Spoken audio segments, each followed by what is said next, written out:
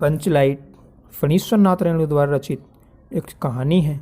इस कहानी में फणीश्वर नाथ रेणु ने एक गांव की चर्चा की है, जिस गांव में 8 पंचायत हैं।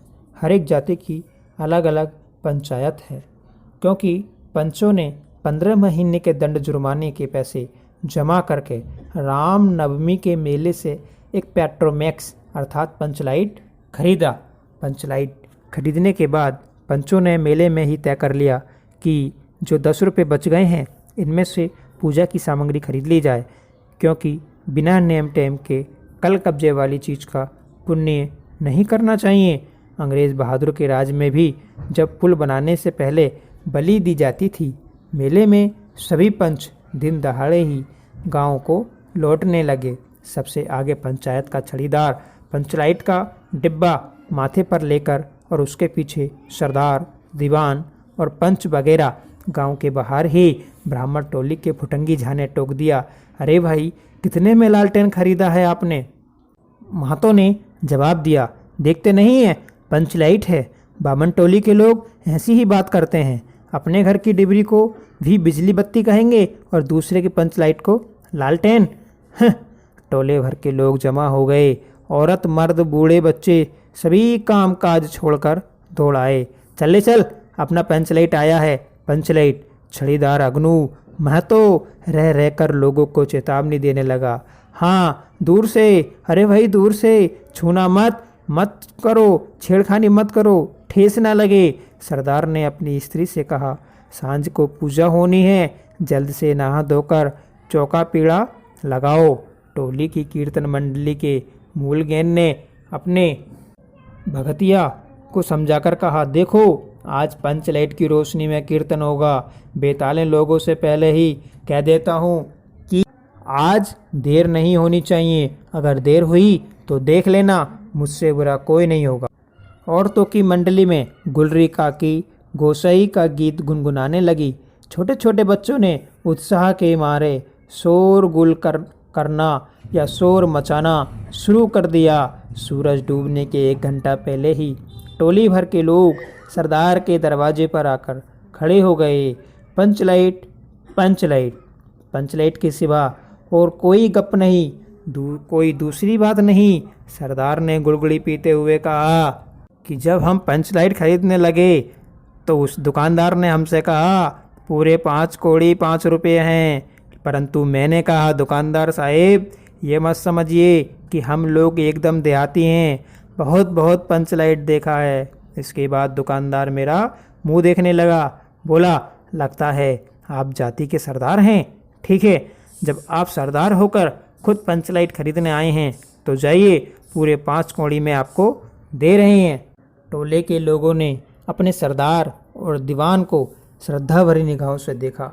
छड़ीदार ने औरतों की मंडली में सुनाया, रास्ते में सन सन बोलता था लालटेन, ये हमारा जो पंचलाइट है। लेकिन ऐन मौके पर लेकिन शब्द लग ही गया। रुधल शाहबनिये की दुकान से 3 बोतल केरोसिन तेल आया और सवाल पैदा हुआ कि पंचलाइट जलाएगा कौन? यह बात पहले किसी के दिमाग में नहीं आई थी।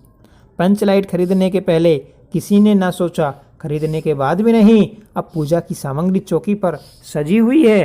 कीर्तनिया लोग ढोल खोलकर करतालें खोलकर बैठे हैं और पंचलाइट पड़ा हुआ है। गांव वालों ने एक आज तक ऐसी कोई चीज़ नहीं खरीदी जिसमें जलाने बुझाने का झंझट हो। कहावत है ना भाई, गाय लूं तो दुहे कौन। अब लो मजा, अब इस कल कब्जे वाली चीज़ को कौन जलाए। ये बात नहीं कि गांव भर में कोई पंचलाइट जलाने वाला नहीं, हर एक पंचायत में पंचलाइट है, उसके जलाने वाले जानकर हैं। लेकिन सवाल है कि पहली बार नेम टेम करके शुभ लाभ करके दूसरी पंचायत के आदमी की मदद से पंचलाइट जलेगा। इससे तो अच्छा है कि पंचलाइट पड़ा रहे, जिंदगी भर ताना कौन सहे।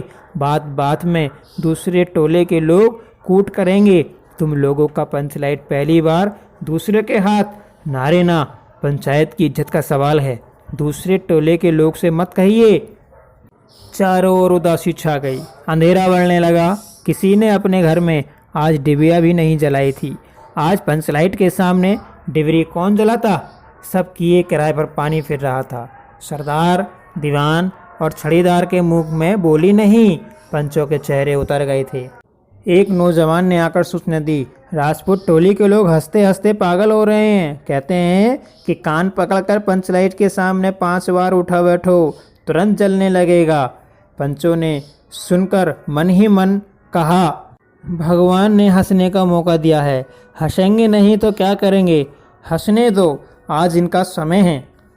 गुलरी काकी की बेटी मुनरी के मुंह में बार बार एक बात आकर मन में लौट जाती है। वह कैसे बोले, वह जानती है कि गोधन पंचलाइट जलाना जानता है, लेकिन गोधन का हुक्का पानी पंचायत में नहीं है। मुनरी की माँ ने पंचायत से फरियाद की थी कि गोधन रोज उसकी बेटी को देखकर सलम सलम वाला सलीमा का गाना गाता है और कहता है कि हम तुमसे मोहब्बत करते हैं सलम। पंचों की निगाह पर गोधन बहुत दिन से चढ़ा हुआ था। दूसरे गांव से आकर बसा है गोधन और अब परवाह ही नहीं करता है। बस पंचों को मौका मिला, 10 रुपया जुर्माना, ना देने से हुक्का पानी बंद कर दिया। आज तक गोधन पंचायत से बाहर है, उससे कैसे कहा जाए, मुनरी उसका नाम कैसे ले। उधर जाति का पानी उतर रहा है। परंतु मुर्री ने चालाकी से अपनी सहेली कनेली के कान में बात डाल दी। कनेली, कनेली, तार से कहो कि गोधन जलाना जानता है। कनेली इतनी बात सुनकर मुस्कुराकर रह गई। गोधन तो बंद है।